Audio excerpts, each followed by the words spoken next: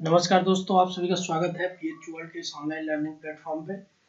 जैसा कि आपको पता है कि हमारी 5 क्वेश्चंस की जो डेली सीरीज है लगातार ये चल रही है। ठीक है, इस क्वेश्चन सीरीज में हम फिजिक्स का आज 5 क्वेश्चंस करेंगे। ठीक है, 5 क्वेश्चन नहीं है, 5 कंसेप्ट होंगे। आपको पता ही है अभी तक जितने वीडियो हैं, अगर ये 5 क्वेश्चन आप समझ जाते हैं तो आप 50 क्वेश्चन लगा ले जाएंगे। और ये वो आसान क्वेश्चन, ऐसे क्वेश्चंस नहीं है।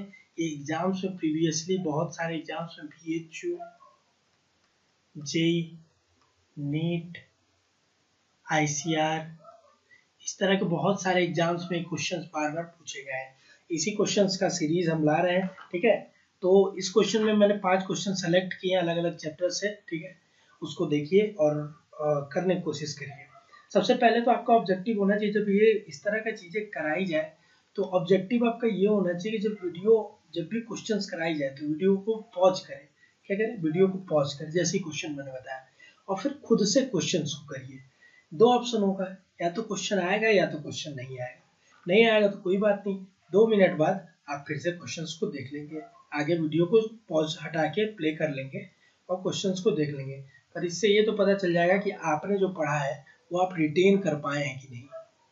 ये बहुत जरूरी चीज है। ठीक है, दूसरी बात, अगर आपने क्वेश्चन कर लिया तो आपने जिस तरीके से किया, ठीक है, द वे, जिस वे से आपने किया, जिस मेथड से आपने किया, और वीडियो देखने के बाद क्या मैं भी उसी मेथड से कर रहा हूँ, अगर सेम है तब तो वेल एंड गुड, आप बहुत अच्छी जगह जा रहे हैं। मतलब आप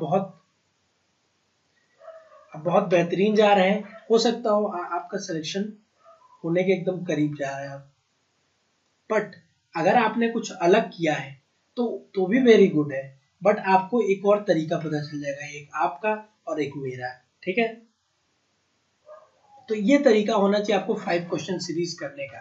ठीक है, तो देखिए इसमें हम 5 क्वेश्चन जो सेलेक्ट किए हुए हैं वो आपको हम अभी कराते हैं। पहला क्वेश्चन देखिए, आपके स्क्रीन पर भी दिख रहा होगा। ठीक है, क्या है? मॉडर्न का क्वेश्चन है, एटॉमिक स्ट्रक्चर का क्वेश्चन है, आपको जैसा कि पता ही होगा। आप इसको करिए, वीडियो को पॉज करिए, खुद से करिए। नहीं आता है तो अभी सॉल्यूशन देंगे ही हम, उसको देखिएगा। लेकिन आप एक बार इसको खुद से एनालाइज करने की कोशिश करिए। ठीक है, जब आप एक बार खुद से इसको एनालाइज करेंगे तो आपको पता लगेगा कि ये क्वेश्चंस आप जब मॉडर्न पढ़े तो कुछ क्या उसको रिटेन कर पाए हैं।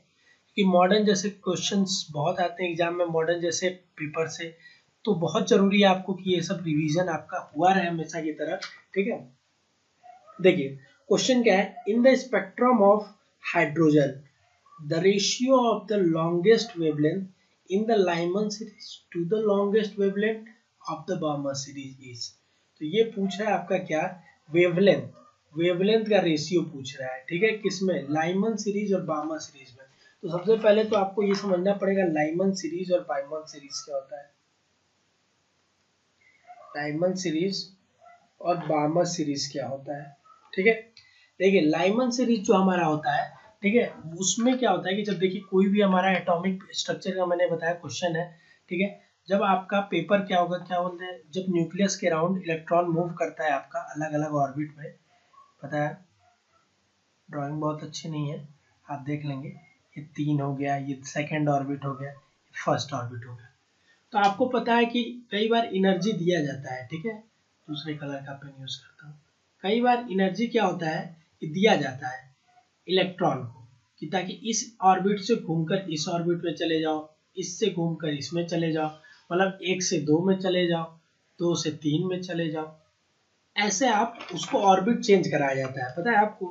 तो इसमें या तो एनर्जी रिलीज होती है या तो एनर्जी एब्जॉर्ब होगी। ये आपको पता है। सर नहीं समझ में आया, एनर्जी रिलीज और एब्जॉर्ब का मतलब क्या कहना चाहते हैं। देखो, जैसे मान लो अगर कोई ये हायर एनर्जी लेवल है, ठीक है, ये लोअर एनर्जी लेवल है। ठीक है, वैसे तो आपका जो एनर्जी का, एक आपको होमवर्क देता हूँ यहाँ पे, होमवर्क बच्चों की तरह, आप एनर्जी का हर ऑर्बिट में फॉर्मूला याद करेंगे। लिखने ही जा रहा था मैं तो। एनर्जी का हर ऑर्बिट में इसी नोट्स पे अपना लिख लेंगे, या जो हम 5 क्वेश्चन सीरीज का आते हैं इसका अगर नोट्स आप बना रहे होंगे तो इसमें क्या करेंगे, एनर्जी का आप जो फॉर्मूला होता है वो लिख लेंगे। ठीक है, इलेक्ट्रॉन वोल्ट में कितनी आती है ये लिख लेंगे। तो देखिए मान लीजिए हायर ऑर्बिट एनर्जी है, मैं बता रहा था, और ये लोअर ऑर्बिट एनर्जी है। ठीक है, तो हायर से लोअर में जाएगा तो क्या होगा, अपनी एनर्जी कम कर रहा है तो एनर्जी रिलीज करेगा। ऐसे अगर इधर से इधर आएगा तो क्या होगा, एनर्जी बढ़ेगा, क्योंकि जब एक एनर्जी लेवल से दूसरे एनर्जी लेवल में जा रहा है, एक एनर्जी लेवल से दूसरे एनर्जी लेवल में जा रहा है, तो जरूर उसमें क्या होगा कि कुछ एनर्जी का चेंज आएगा, ठीक है। वही हमको चेंज देखना है। तो देखिए, आइए समझते हैं। अब मैंने क्या बोला कि स्पेक्ट्रम, अब मैंने एनर्जी चेंज आपको समझ में आ गया। अब मैंने क्या बोला कि आपको पहले क्या समझना पड़ेगा, लाइमन और बामर सीरीज क्या है। तो मैंने बोला ना कि जैसे ये इलेक्ट्रॉन है 1 ऑर्बिट, 2 ऑर्बिट, 3 ऑर्बिट। तो इलेक्ट्रॉन जब एक ऑर्बिट से दूसरे ऑर्बिट में जाता है, इसी को एक सीरीज का नाम दे दिए, ठीक है। तो लाइमन में क्या होता है, इनिशियली वो क्या होता है 1 में होता है, और फाइनली वो क्या होता है 2 में जा सकता है, 3 में जा सकता है, 4 में जा सकता है, 5 में, ऐसे करके जा सकता है, ठीक है। बामर में क्या होता है, इनिशियली वो 2 में होता है, मतलब इलेक्ट्रॉन ही यहाँ पे है। तो उसके बाद जो थोड़ा सा मॉडर्न आप पढ़े होंगे तो आपको रिवीजन टाइप हो रहा होगा, ठीक है। एक्चुअली क्या है कि ये पूरा एक कंसेप्ट है, तो अगर जब तक मॉडर्न आप थोड़ा सा पढ़े नहीं होंगे, थोड़ा सा आपको दिक्कत समझ में आ रहा होगा, तो अभी जाएंगे आप एटॉमिक स्ट्रक्चर का चीजें पढ़ेंगे, ठीक है। अब इसमें क्या था, जो N2 होगा, अब 2 में है ही, तो आगे क्या जाएगा 3 में, 4 में, 5 में, 6 में, ठीक है, आगे जाते जाएगा। अब इसमें देखिए क्या होता है, जब लाइमन सीरीज में आपका ये होता है, तो आप एक चीज देखेंगे, पेन बदल लेता हूँ वहाँ पे, कि जैसे मान लीजिए लाइमन में यहाँ से गया है, तो यहाँ से यहाँ जा सकता है। मान लीजिए फोर्थ होता तो यहाँ से यहाँ जा सकता था, यहाँ से यहाँ जा सकता था। तो एनर्जी का गैप आपको कहाँ ज्यादा लग रहा है, यहाँ पे ज्यादा लग रहा है, यहाँ पे ज्यादा लग रहा है, यहाँ पे ज्यादा लग रहा है। खुद ही आप अपना दिमाग लगा रहे होंगे, तो आपको दिख रहा होगा कि सर जब एनर्जी का गैप N1 से 1 से N2 जो है इनफाइनाइट चला जाए, मतलब अंतिम वाले सेल में, इनफाइनाइट मतलब अंतिम सेल, तो सर इसमें एनर्जी बहुत ज्यादा हो जाएगा। और energy is equal to H C by lambda, जैसा कि हम जानते हैं। तो एनर्जी ज्यादा तो लेमडा कम। तो एक बात बताइए, आपको क्या पूछा है यहाँ, लॉन्गेस्ट वेवलेंथ। देखिए कैसे क्वेश्चन कनेक्ट होता है, ये चीज आपको समझना बहुत जरूरी है। पहले आपको पता होना चाहिए लाइमन सीरीज, अब उसमें आपको पता करना है longest Lyman series, longest Lyman series. क्योंकि आपको लाइमन सीरीज तो पता चल गया कि सर N1 से 2 में जा सकता है, 3 में जा सकता है, 4 में, 5 में, 6 में। अब किस में जाएगा ये चीज आपको पता करना बहुत जरूरी है। तो आपको क्या करना है कि लॉन्गेस्ट लाइमन सीरीज पता करना है, ठीक है। अभी देखिए थोड़ा नीचे जाते हैं,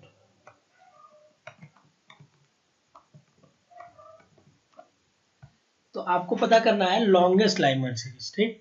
तो लॉन्गेस्ट लाइमन सीरीज जो है, आपको पता करना है लॉन्गेस्ट लाइमन सीरीज, ठीक। तो लॉन्गेस्ट लाइमन सीरीज के मतलब मैंने क्या बोला कि एनर्जी जहां ज्यादा हो रहा है वहां लेमडा कम हो जा रहा है सर, ये फॉर्मूले से। तो मतलब सर लेमडा को अगर ज्यादा करना है, लेमडा क्या है हमारा वेवलेंथ है, तो क्या एनर्जी को सबसे कम करना पड़ेगा। और एनर्जी सबसे कम तो सर एक से दूसरे में चले जाए, मतलब बहुत कम चेंज रहे तभी तो एनर्जी होगा। अब इनके बीच का डिफरेंस बहुत ज्यादा हो जाएगा, इनके बीच का डिफरेंस के कंपैरिजन में इसके बीच का डिफरेंस तो बहुत ज्यादा ही हो जाएगा। तो मतलब सर N1 बराबर 1 से लेकर N2 बराबर 2 में अगर चला जाए, तो ये आपका लॉन्गेस्ट लाइमन सीरीज का एनर्जी या वेवलेंथ जो भी होगा निकल जाएगा। इसको आप गांठ बांध लीजिए, एक चीज आपका निकल गया। दूसरा आपको लॉन्गेस्ट बामर सीरीज निकला है, लॉन्गेस्ट बामर सीरीज।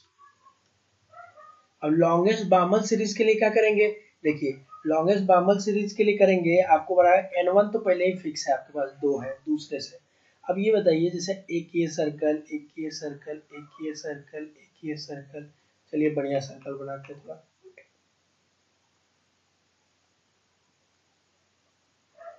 एक गड़बड़ हो गया, देखिए एक ये सर्कल, एक ये सर्कल, एक ये सर्कल, एक ये सर्कल, एक ये सर्कल, कॉन्सेंट्रिक नहीं बन पाया, ठीक है, फिर भी अच्छा बना है, ठीक। अब देखिए, तो मैंने क्या बोला कि सर 2 यहाँ फिक्स हो गया है, ठीक है। अब 2 से 3 में जाए, 2 से 4 में जाए, या 2 से 5 में जाए, किसमें एनर्जी का गैप आपको ज्यादा लग रहा है।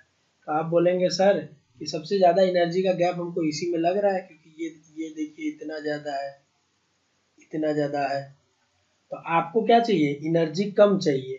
एनर्जी कम चाहिए तभी तो जाके आप क्या करेंगे, एनर्जी जब आपके पास कम होगा, एनर्जी जब आपके पास कम होगा तब आपके पास लेमडा ज्यादा होगा। तो मतलब n1 बराबर 2 से n2 बराबर 3 पे ले जाएंगे। बस क्वेश्चन का यहीं पे पता चल गया सब कुछ। कैसे, देखिए आपको दो चीज पता चल गई। अब आपको मैं बताता हूँ, देखिए अब सबसे बेसिक चीज जो मैं बोलते गया हूँ उसको आप देखते जाइएगा, क्योंकि मैं मिटा दूंगा फिर आपको करने में दिक्कत होगा। ठीक, समझाने के लिए इतना कुछ मैंने किया, क्यों, क्योंकि मैं आपको कंसेप्ट बता रहा था, कंसेप्चुअली बता रहा था सब कुछ। नहीं तो कराना होता क्वेश्चन 2 मिनट में करा के चला गया रहता। तो देखिए इसमें क्या करेंगे हम, आपको सबसे पहले हमको सर लाइमन सीरीज का पता चल गया, लाइमन का नहीं सर, लॉन्गेस्ट लाइमन हमको पता चल गया। क्या होता है सर, n1 बराबर 1 से n2 बराबर 2। सर हमको लॉन्गेस्ट बामा सीरीज पता चल गया। राइटिंग थोड़ी टेढ़ी मेढ़ी है पर समझिए, बोल भी तो रहा हूँ। n2 n1 बराबर 2 से आपका n2 बराबर 3, ये हो गया। दो चीज हमको पता चल गया, यही हमको मेन जानना था। अब देखिए, अब हमको बोल रहा है एक फॉर्मूला होता है आपका, जब भी एनर्जी चेंज होता है, मैंने बताया एक सर्कल से दूसरे सर्कल में जाता है, मतलब एक ऑर्बिट से दूसरे ऑर्बिट में, तो एनर्जी चेंज होता है, उसका एक फॉर्मूला होता है। मैंने बताया था हर, या तो ये आपके पास तरीका है, हर एनर्जी का दो तरीका, एक लेंदी तरीका है, लेमन तरीका। एनर्जी सबका निकाल लीजिए, ठीक है, हर ऑर्बिट का। अब फाइनल माइनस एनर्जी इनिशियल कर दीजिए, फिर जो आए उसको एच सी बाई लेमडा से कंपेयर कर दीजिए। तो एच सी का वैल्यू आपको पता ही है, तो लेमडा यहाँ से निकल जाएगा। और ये बहुत ही लेंदी तरीका है, इतना करेंगे आपके पास समय नहीं रह जाएगा। तो आप क्या करेंगे, देखिए क्वेश्चन आपको लेंदी लग रहा होगा, लेकिन मैं इसलिए थोड़ा लेंदी करके बता रहा हूँ ताकि चीजें आपको समझ में आएगी, कंसेप्ट बने आपका, समझ रहे हैं। तो देखिए आपको क्या करना है कि अब मैंने बताया एक फॉर्मूला होता है 1 by lambda equal to R Z square 1 by n1 square minus 1 by n2 square. इसको गांठ बांध लीजिए, ये फॉर्मूला है।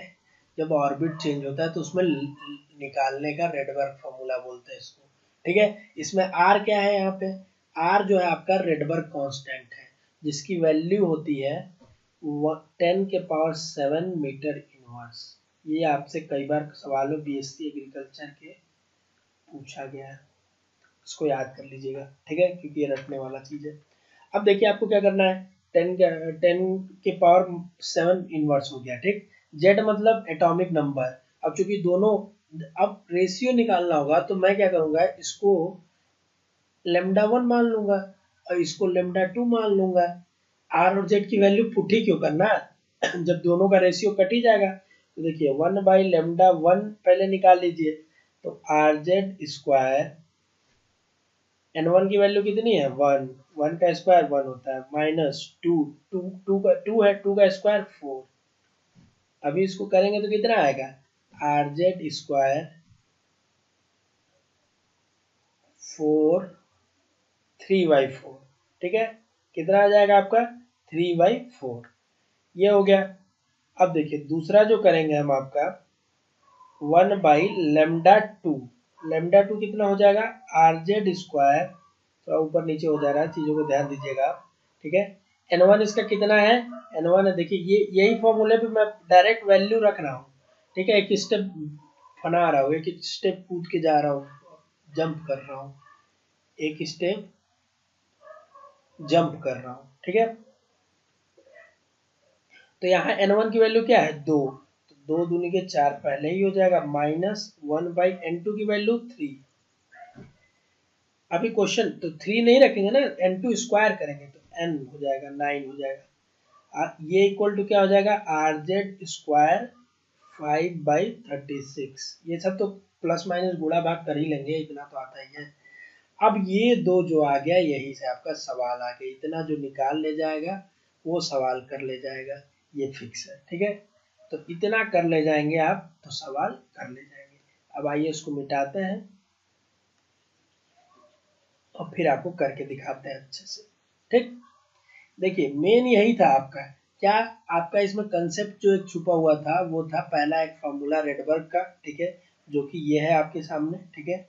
दूसरा जो था आपके सामने वो था कि ये फॉर्मूला, और दूसरा जो था आपके सामने लाइमन और बामन का सीरीज के बारे में जानना। ऐसे आपके 3-4 सीरीज होते हैं, ठीक है। अब n बराबर 3 से जो स्टार्ट होगा उसको अलग सीरीज बोलेंगे, n बराबर 4 से जो स्टार्ट होगा उसको अलग सीरीज बोलेंगे।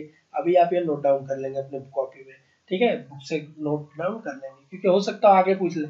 लाइमन बामर ब्रैकेट, अगला जो होता है ब्रैकेट होता है, n बराबर 3 से इसका स्टार्ट होता है, फिर आगे तक चलता जाएगा। फिर फुंड आता है, n बराबर 4 से होता है, ठीक है। अब छोड़िए वो, यहाँ पे हमको निकालना है क्या। अब देखिए क्वेश्चन जो था, एक बार थोड़ा क्वेश्चंस देख लीजिए, क्योंकि वहाँ मेन आपका ये चीज तो निकल गया, इसको आप नोट डाउन पहले कर लीजिए, क्योंकि अभी इसको मिटाऊंगा तो फिर आप कंफ्यूज हो जाएंगे कहाँ पे लिखे थे, ठीक है। या आप नोट डाउन कर लीजिए, अभी मिटाऊंगा इसको। अब क्वेश्चन पे थोड़ा सा आते हैं, क्वेश्चन पे आते हैं। क्वेश्चन जो था आपका पूछ रहा है कि रेशियो जो पूछ रहा है, ठीक है, किसका, longest wavelength in the Lyman series to longest wavelength in the Balmer series, ठीक है। वेवलेंथ किसका, लाइमन बटे में बामन, लाइमन बटे में बामन, ठीक है। ये आपका पूछ रहा है, पर हमारे पास जो वैल्यू निकली थी 1/, निकली थी, ठीक। तो 1/, जो निकली थी लाइमर, उसको पुट कर दीजिए आप। 1/, लाइमर कितनी थी आपके पास, RZ², ठीक है, 3/4 थी, ठीक। तो 3/4 थी, तो लाइमन की वैल्यू कितनी हो जाएगी, 4/3। उल्टा कर दीजिए इसको, इनवर्स है ना प्रोपोर्शनल, उल्टा कर दीजिए। तो वही वैल्यू जब लेमडा लाइमन और लेमडा बामन का रखेंगे आप, तो आपके सामने एक इक्वेशन बन के आएगा F/36 3/4, that is equal to, आप कटपिट थोड़ा करेंगे तो आंसर आपका आ जाएगा F/27। यही आपका आंसर हो जाएगा, जो कि आंसर नंबर पहला है। समझ में आया आपको कैसे किया था। देखिए कॉन्सेप्ट इसमें क्या क्या इन्वॉल्व था, कैसे किए, प्रोसेस, थॉट प्रोसेस, इसका समझिए थॉट प्रोसेस क्या था। क्वेश्चन जो मैं कराता हूँ आपको, बेसिकली इसमें थॉट प्रोसेस इन्वॉल्व होता है। आपको करने का तरीका समझ में आना चाहिए, कैसे आप करेंगे क्वेश्चंस को। पहला चीज है आपका कि इसमें आपको फॉर्मूला याद होना चाहिए था 1/λ का, ठीक। दूसरा आपको लाइमन बाबर के बारे में पता होना चाहिए था, ठीक है। तीसरी चीज ये आपको थोड़ा सा कॉमन सेंस यूज करना था कि शॉर्ट ट्रिक्स के लिए हम, मतलब जल्दी के लिए डायरेक्ट हम वैल्यू नहीं पुट करेंगे। इसलिए कई बार अब जैसे मैं आर की वैल्यू पुट करता, जेड की करता, इक्वेशन करता, या तो लेमडा एल की वैल्यू निकालता, तो वो बहुत ज्यादा कॉम्प्लेक्स हो जाता। और आर जेड स्क्वायर जब दोनों में है तो ये तो कट ही जाएगा ना, तो ये नॉर्मल चीज है। तो इसलिए कई बार चीजें एक बार छोड़ देते हैं बाद में कैलकुलेशन के लिए, हो सकता है बाद में कैलकुलेशन ये आसान हो जाए, ठीक। तो आपको ये चीज समझ में आ गया होगा कि हाइड्रोजन स्पेक्ट्रम एनर्जी चेंज के बारे में जब भी पूछे सवाल लेमडा का, तो आपको यही फॉर्मूला याद आना चाहिए, क्या, 1/λ is equal to RZ², 1/N1² minus 1/N2², where N1 is the initial orbit, N2 is the final orbit।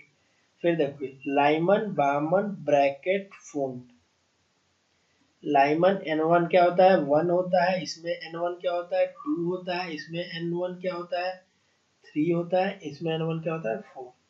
फिर एक कंसेप्ट और इन्वॉल्व था, लॉन्गेस्ट और उसका, ठीक है। लॉन्गेस्ट मतलब जिसमें एनर्जी ज्यादा होगी लेमडा कम होगा, तो जिसमें गैप ज्यादा होगा, ठीक है, उसका एनर्जी ज्यादा होगा, लेमडा कम होगा। तो लॉन्गेस्ट अगर लेमडा पूछेगा तो एनर्जी कम वाला लेंगे, शॉर्टेस्ट पूछेगा तो एनर्जी ज्यादा वाला लेंगे, ठीक है। इस तरह से सवाल करेंगे। बहुत बेसिक सवाल था, लेकिन समझाने के लिए मैंने इतना सब कुछ यूज किया ताकि आप चीजों को कर पाए, ठीक है। अब आइए अगले क्वेश्चन पे चलेंगे, क्वेश्चन नंबर 2 पे। बहुत बेसिक सवाल ये भी है, ठीक है। इसको करेंगे उससे पहले थोड़ा सा आप क्वेश्चन को एक बार रीड करके खुद से करिए, ताकि आप समझे क्वेश्चन का क्या तरीका है। इलेक्ट्रोमैग्नेटिक वेव का सवाल है, ठीक है, इलेक्ट्रोमैग्नेटिक वेव का सवाल है, EMW का। पूछ रहा है the energy of electromagnetic wave is of the order of 15 kilo electron volt. Given है, दिया है। मैंने क्या बोला, फिजिक्स के क्वेश्चंस करते वक्त आपको एकदम एज्यूम होना चाहिए कि क्या दिया है, क्या दिया है और क्या निकालना है। जब ये दो चीज आप क्लियर कर लेंगे पहले सवाल पढ़ते ही, तो इनके बीच का थॉट प्रोसेस डेवलप करना है। वो फॉर्मूले से होके गुजरेगा, आपका शॉर्ट ट्रिक से होके गुजरेगा, या जैसे भी आप सोच लें। अगर ये दो चीज आप सोच लेते हैं तो रास्ता आप निकाल लेंगे। आप कहाँ पे हैं और कहाँ जाना है, ये चीज अगर आपको पता लग जाएगा तो रास्ता जरूरी निकाल लेंगे, अगर आप पढ़े हैं तो। ठीक है, तो इसमें क्या पूछ रहा है, the electromagnetic is of the order 15 kilo electron volt, to which part of the spectrum does it belong. अब इलेक्ट्रोमैग्नेटिक स्पेक्ट्रम जो होता है वेव, उसमें बहुत सारे वेव होते हैं। ठीक है, जैसे क्या होता है, सबसे पहले होता है गामा वेव, गामा। फिर आपका क्या आता है, एक्स रे। फिर आपका क्या आता है, यूवी। फिर आपका क्या आता है, विजिबल। थोड़ा सा टेढ़ा लिखा रहा है आज, पता नहीं क्यों, उस चीज को थोड़ा इग्नोर करिएगा। फिर क्या आता है, इंफ्रा। फिर आपका क्या आता है, माइक्रो। ठीक, फिर उसके बाद रेडियो वेव। इसका पूरा एक सीरीज है, गूगल करिएगा आपको मिल जाएगा। ठीक है, अब इसमें सबका अलग अलग वेवलेंथ होता है। ठीक है, जैसे जैसे नीचे जाएंगे इसमें, ठीक है, नीचे जाएंगे एनर्जी घटते जाता है। तो बोलो रे बच्चों, अगर एनर्जी कहीं घट रहा है तो क्या लैम्डा नहीं बढ़ेगा क्या। तो सबसे ज्यादा अगर वेवलेंथ पूछ दी तो किसका होगा, रेडियो वेव का होगा। सबसे कम किसका होगा, गामा वेव का होगा। एक सवाल तो यही आपका नेक्स्ट बन गया। इस सवाल से कितने सवाल बन गए देखिए, पिछले सवाल से भी ऐसे 5-6 सवाल बना के दिखा देता, पर कोई मतलब नहीं है। ठीक है, देखिए गामा वेव हो गया। ठीक है, फिर दूसरा पूछे एनर्जी सबसे ज्यादा इसमें किसकी होगी, तो गामा वेव की होगी, एनर्जी सबसे ज्यादा होती है। ठीक, एनर्जी फ्रीक्वेंसी पूछ देगा, फ्रीक्वेंसी, फ्रीक्वेंसी छोड़ दीजिए आपके लिए। ठीक, अब इतना चीज आ गया, तो देखिए इसमें भी एक फॉर्मूला है, आपको फॉर्मूला है, बेसिक फॉर्मूला है, वो सबको पता होगा, E is equal to H C by lambda होता है। ठीक है, तो H की वैल्यू आप प्लैंक कांस्टेंट है, C की वैल्यू 3 × 10⁸ रखेंगे। ठीक है, एनर्जी आपका दिया हुआ है, यहाँ पे एनर्जी की वैल्यू रखेंगे, तो लेमडा यहाँ से निकाल लेंगे, और जो लेमडा आएगा वो आपको याद होना चाहिए, 3 इस सब का लेमडा। ठीक है, तो जो लेमडा आएगा वही आपका आंसर हो जाएगा। ठीक है, इसको थोड़ा सा करके मैं दिखाता हूँ, सबका लेमडा लिख देता हूँ ताकि आपके लिए सोल्यूशन सही हो जाए। ठीक है, सबका लेमडा एक बार मैं लिख देता हूँ।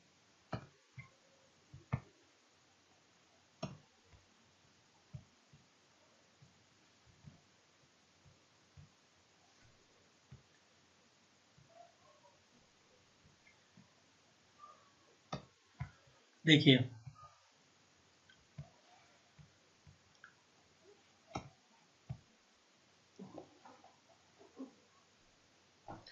देखिए लेमडा मैंने क्या बोला था, सबसे पहले मैंने क्या बोला था, गामा, गामा, गामा के बाद मैंने क्या बोला था, एक्सरे,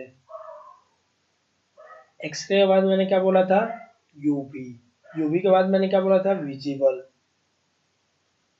ये पूरा एक आप नेट से लिख लीजिएगा, वैसे मैं भी लिखवा दे रहा हूँ, वहां नेट पे थोड़ा अच्छे से मिल जाएगा पूरा एकदम। इंफ्रा, इंफ्रा के बाद माइक्रो, माइक्रो के बाद रेडियो। ठीक है, अब देखिए क्या है कि इसमें एनर्जी जो होता है, एनर्जी जो होता है वो नीचे जाने पे घटता है, लेमडा जो होता है नीचे जाने पे बढ़ता है। ये नीचे का मैं बता रहा हूँ। ठीक है, ठीक, अब देखिए एक क्या मैंने बोला, energy is equal to H C by lambda.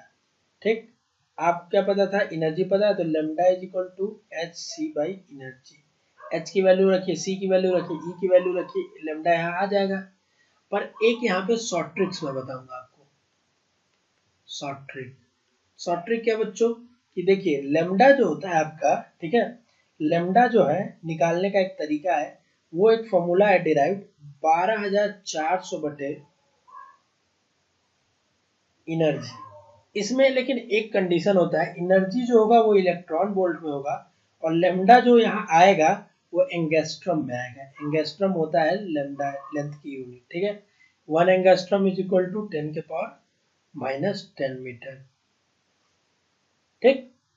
तो ये फॉर्मूला आपको याद करना है शॉर्ट ट्रिक्स के लिए। तो लैम्डा इज इक्वल टू आपको निकाल लेंगे यहाँ से। अब यहाँ से कुछ नहीं करना आपको, चूंकि इलेक्ट्रॉन वोल्ट में दिया था तो यहाँ बहुत कंफ्यूजन होता है आपको। इलेक्ट्रॉन वोल्ट से फिर से कन्वर्ट करना पड़ता है जूल में, क्योंकि सेम एनर्जी का हमेशा ध्यान रखिएगा, सेम यूनिट डायमेंशन में हमेशा मैंने बताया सेम चीजें कन्वर्ट होती है, बताई जाती है।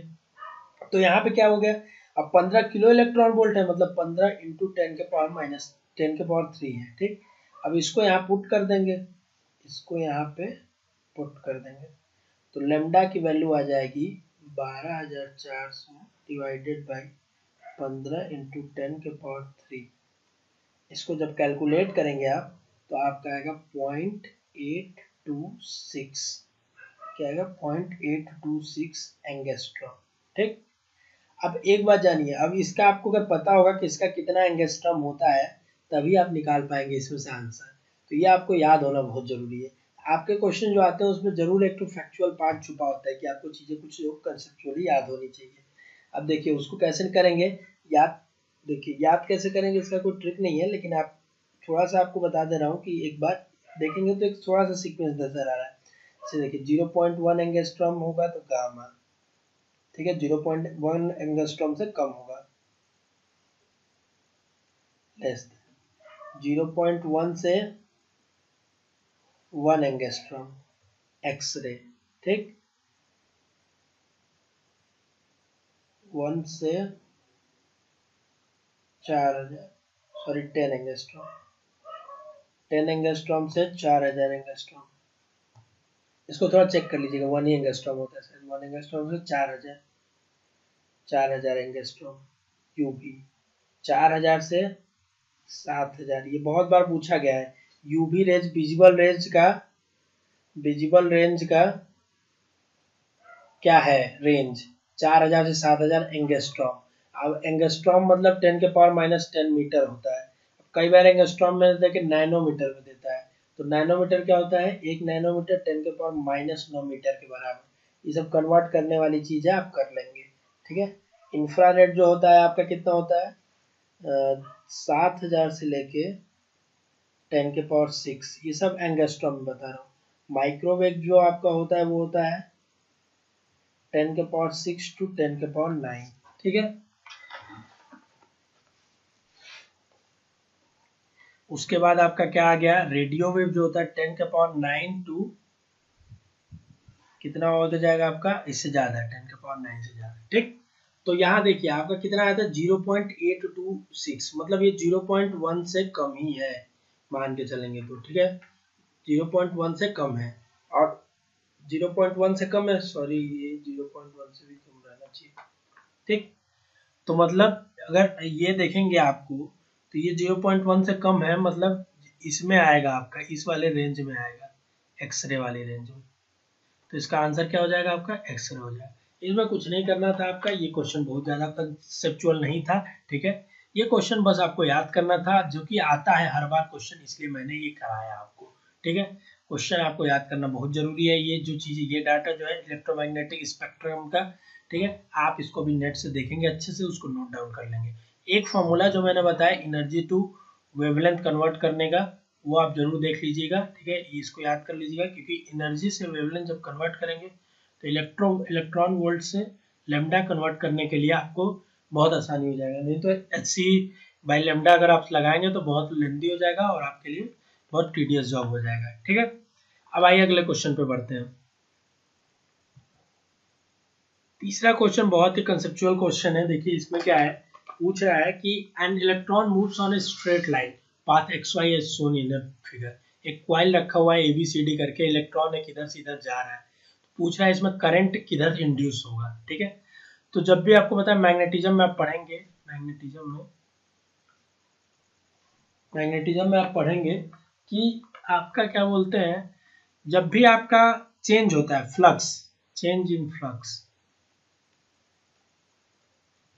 क्या है, मतलब चार्ज का चार्ज के, जैसे इलेक्ट्रॉन इधर आएगा तो इसकी वजह से इस पर प्रभाव डालेगा, इधर इलेक्ट्रिक फील्ड जनरेट करेगा, ठीक है।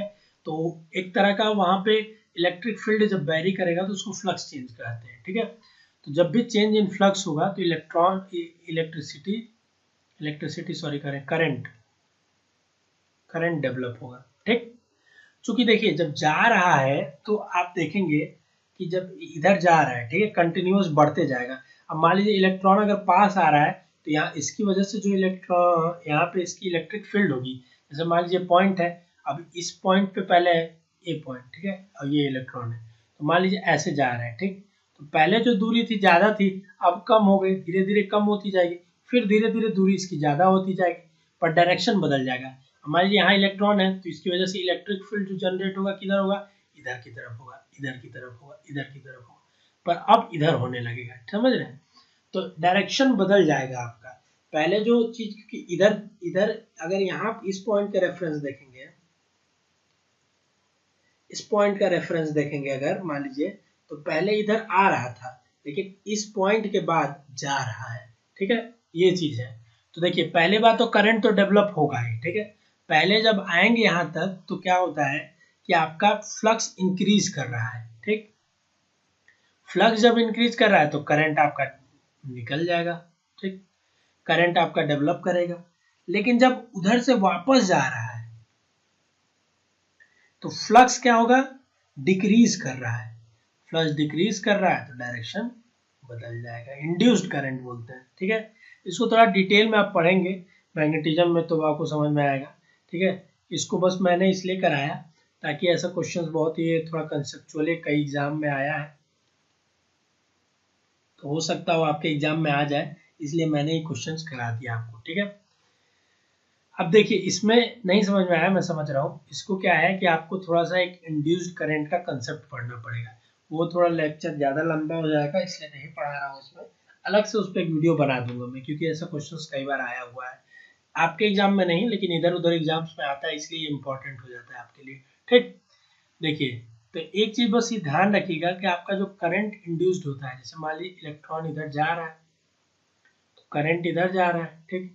अब इसकी वजह से क्या होता है, राइट हैंड थंब रूल लगाएंगे, क्योंकि अब इसमें दिखा नहीं सकते, तो राइट हैंड थंब रूल लगाएंगे, करंट के डायरेक्शन से आप इंड्यूस्ड मैग्नेटिक फील्ड निकाल लेंगे, और उसकी वजह से मैग्नेटिक फील्ड की वजह से क्या निकालेंगे, इंड्यूस्ड करंट निकालेंगे। इंड्यूस्ड करंट जब निकाल लेंगे तो उसका डायरेक्शन निकाल लेंगे। तो जब आप देखेंगे राइट हैंड रूल से, तो ये देखेंगे कि यहाँ से यहाँ तक के लिए करंट का डायरेक्शन दूसरा होगा, पर यहाँ से यहाँ तक के लिए करंट का डायरेक्शन दूसरा बदल जाएगा, समझ रहे हैं। ये राइट हैंड रूल से पढ़ेंगे, आप इसको पढ़िएगा पता चल जाएगा। बस इतना इसका रीजनिंग आप याद कर लीजिए, समझ लीजिए कि फ्लक्स जो था पहले बढ़ रहा था, फिर समय के साथ क्या हुआ, फ्लक्स घटने लगा, ठीक, इस वजह से ऐसा हो रहा है, ठीक है। चलिए ठीक है, तो इसका ऑप्शन क्या हो जाएगा, चौथा हो जाएगा, ठीक। अब आइए अगले क्वेश्चंस की तरफ मूव करते हैं। क्वेश्चन नंबर 4, क्वेश्चन नंबर 4 बहुत इंपॉर्टेंट है, क्योंकि ये आपके एग्जाम में आएगा, बीएससी मैथ और बायोलॉजी वालों के खासकर ऐसे क्वेश्चन बहुत बार आए हैं, तो प्रोबेबिलिटी है कि इस बार भी आएगा, ठीक है। देखिए क्वेश्चन क्या है, क्वेश्चन ये है आपका कि cylindrical tube of a spray pump has a radius R, कोई एक ट्यूब है, ठीक है, इधर बना लेते हैं कोई ट्यूब, चलिए थोड़ा अच्छा से बनाते हैं ना,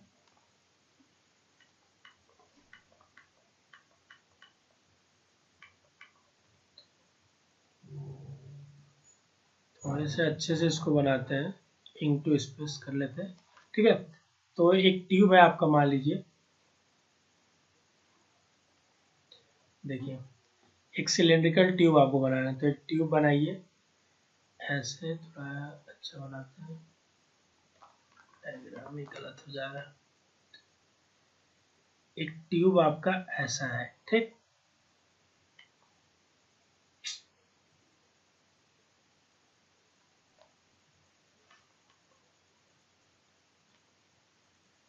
ये आप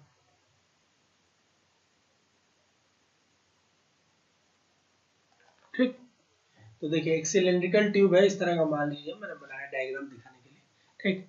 अब इसमें क्या है कि ये बोल रहा है इसका रेडियस आर है, मान लीजिए, ठीक है, इसका ये रेडियस आर, ठीक। फिर इसमें बोल रहा है कि one end of which has an fine hole. अब इधर क्या छोटे छोटे छोटे छोटे बहुत सारे छेद किए गए हैं, कितने एन, और सबका रेडियस छोटा वाला आर, ठीक है। तो बोल रहा है और इधर से पानी भरा है, ठीक है पूरा। अब बोला इधर से पानी निकालना है, ठीक। अब इधर से पानी जो भर रहा है उसका वेलोसिटी v है, और इधर से जो पानी वेलोसिटी निकलेगा v2 मान लीजिए। ये क्या होगा, यही आपका निकालना है, ठीक है।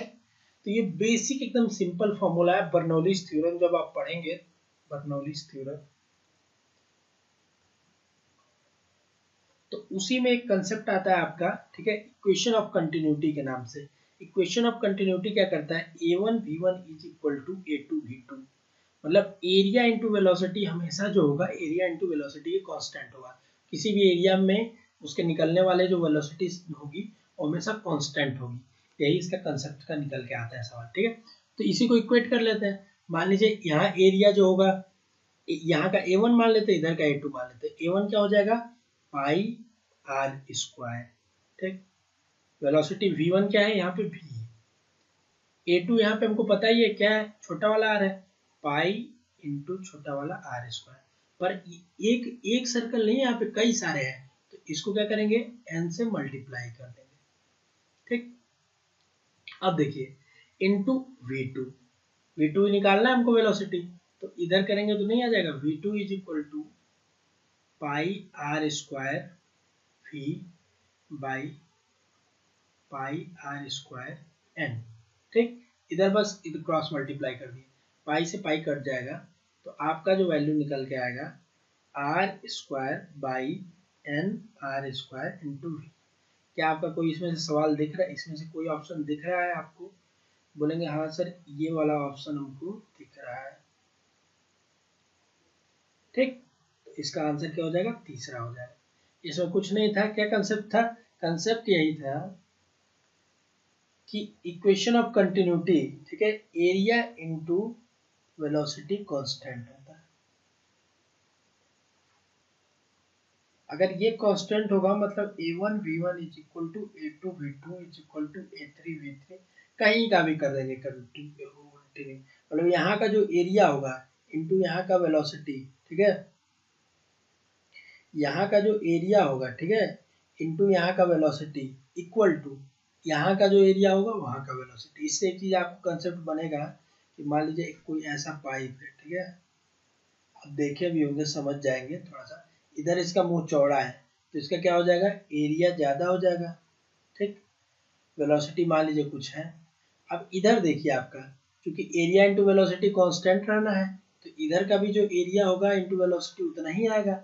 अब इधर एरिया कम कर दिया, अगर इधर एरिया कम कर दिया तो वैल्यू तो बढ़ानी है, तो उसके लिए क्या कर देगा, वेलोसिटी बढ़ जाएगी। इसलिए आप देखेंगे बड़े पाइप से अगर छोटे पाइप में ले जाते हैं तो स्पीड बढ़ जाता है, रियल लाइफ में आप देखेंगे फिजिक्स का।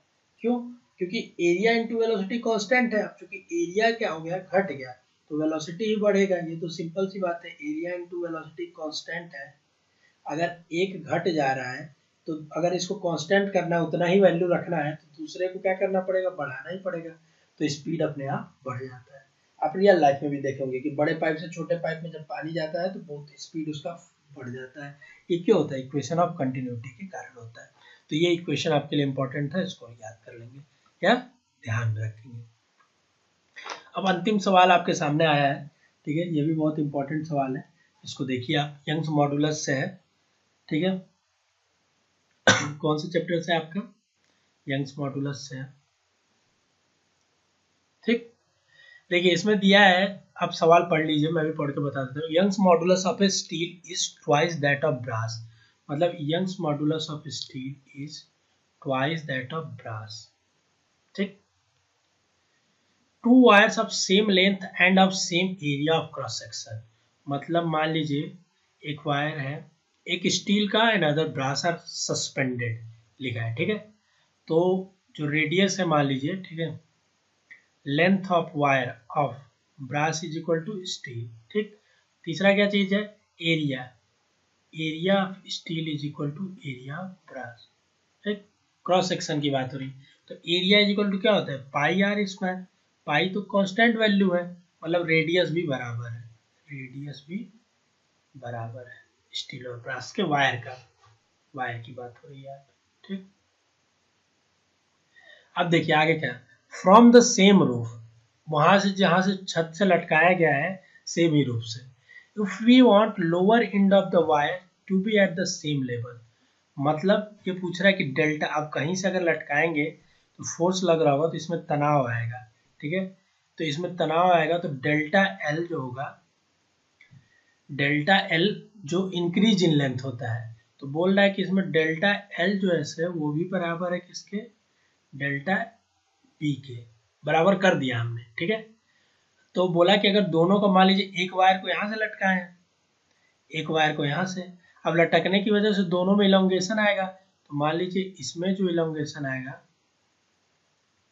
वो कुछ इतना आएगा अपने वेट और यंग्स मॉडुलस के कारण, पर इसमें तो अलग आ सकता है, तो पूछ रहा है कि दोनों में बराबर ही है, इतना ही है, इसके लिए इसमें कितना वेट ऐड कर दे, मतलब फोर्स कितना, दोनों का बराबर ही करना है फोर्स, तो कितना वेट और ऐड कर दे कि दोनों में, क्वेश्चन समझ में आ रहा है, दोनों में इलोंगेशन बराबर हो जाए, मतलब ये भी कंडीशन फुलफिल कर जाए, इसके लिए कितना वेट इसमें और ऐड कर दे, ठीक। अब समझिए थोड़ा सा सवाल को, पहले सवाल समझने का आना चाहिए आपको, क्वेश्चंस क्या दिया है मैंने लिख लिया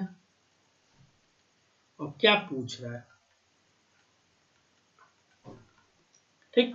अब आइए देखिए, यंग्स मॉडुलस का जो फॉर्मूला होता है हमारे पास, हमको कुछ फॉर्मूला नहीं याद है क्या होता है, हमको बस इतना पता है स्ट्रेस अपॉन स्ट्रेन, क्या बोलते हैं, यंग्स मॉडुलस बोलते हैं, और स्ट्रेस क्या एक तरह का प्रेशर है, तो फोर्स अपॉन एरिया, और strain delta L by L, ठीक।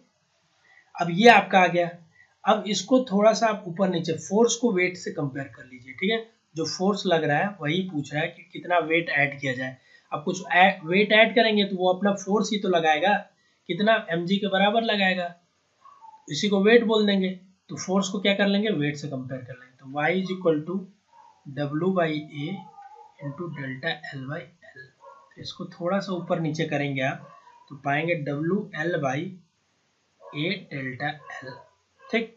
चूंकि डेल्टा एल दोनों का बराबर, एरिया बराबर, लेंथ बराबर, तो अब बचा क्या है आपके पास, बचा आपके पास सिर्फ और सिर्फ डब्ल्यू, मतलब वेट, तो Young's modulus directly proportional to W, ठीक। तो Y steel of Y brass is equal to W steel of W brass, ठीक। अब इन दोनों का रेशियो यहाँ पे दिया ही है, देखिए ये जो दिया है इसको अभी इसको करेंगे तो डब्ल्यू एस और इसको इधर नीचे भेज दीजिए, तो by W B is equal to 2/1, और इसी को वैल्यू लिख देंगे 2/1, क्योंकि इसी का तो वैल्यू पूछ रहा है, और यही वेट का भी हो जाएगा आपका, समझ रहे हैं। तो आंसर क्या हो जाएगा, यहाँ छोटा छोटा सा लिखा है मैंने 2/1, आंसर क्या हो जाएगा, तीसरा।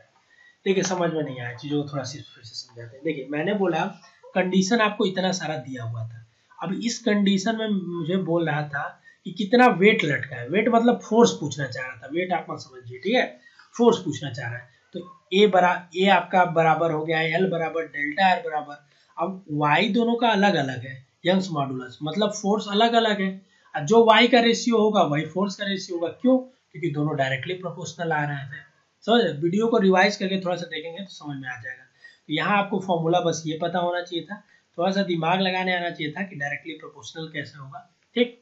चलिए एक बार फिर से आपको थोड़ा सा बेसिक चीज करके बताता हूँ।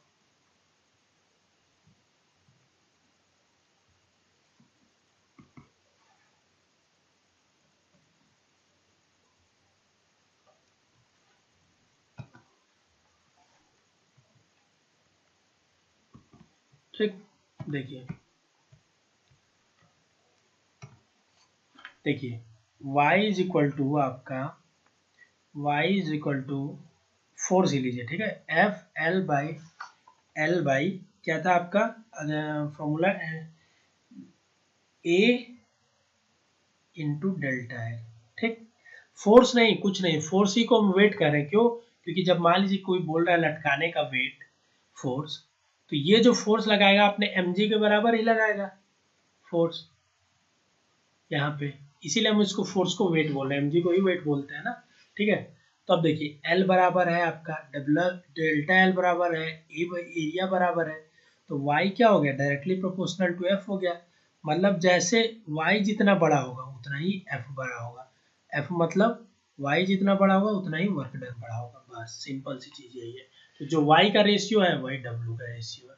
y का रेशियो गिवन ही था तो आप निकाल ले जाएंगे। इस तरह से 5 क्वेश्चन आपने पूरा समझा।